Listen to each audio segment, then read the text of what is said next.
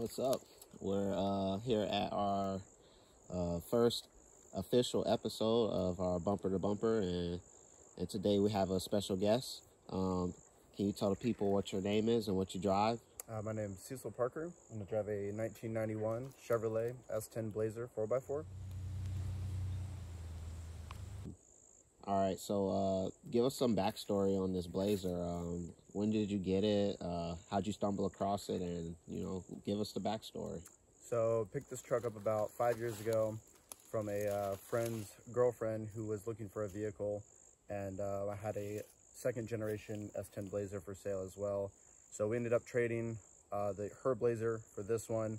But this one needed just about everything you can imagine, from engine, transmission, drivetrain, suspension, interior, everything. Heavily abused truck, but still Florida driven, Florida owned, no salt, none of that. So very clean base to start with. So we Craigslisted an engine, and it turns out that engine was not worth my time. Wasted about 2 days on swapping an engine that was cracked in 2 cylinders.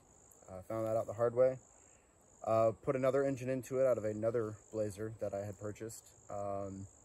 From there, we actually had the engine rebuilt, installed it again, and actually drove the truck all the way up from Florida to Michigan, pulled a trailer. But at the time I was very naive, and I did not realize that the knocking I was hearing was from the engine.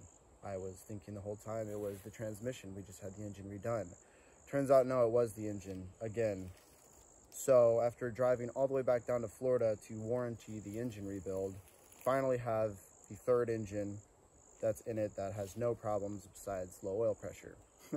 So truck has a lot of history with engines and needing a heart. After the third time the engine was rebuilt, drove it back up to Michigan again, owned it there for about a year, got a transmission rebuilt, did about a leveling kit as 2-3 inch rough country leveling kit. Very easy to install. Dabbled with some interior at the time. Aftermarket interior is not what it's cut out to be, and OEM is always a good way to go.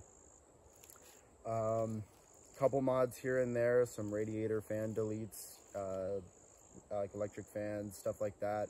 Power wire upgrades for the alternator, just so I can have good charging capabilities. The wheels and tires on them are actually OEM wheels and tires. They are powder coated. A lot of people think they're aftermarket, but they are what came on the vehicle. I think I'm rocking a 30, the BF Goodrich. They're all right tires, but they shake a lot and they have to get rebalanced quite frequently. Besides that, the truck has been through about every piece on here you can imagine, from window motors to seat deletions. I have an entire platform in the bed of the truck.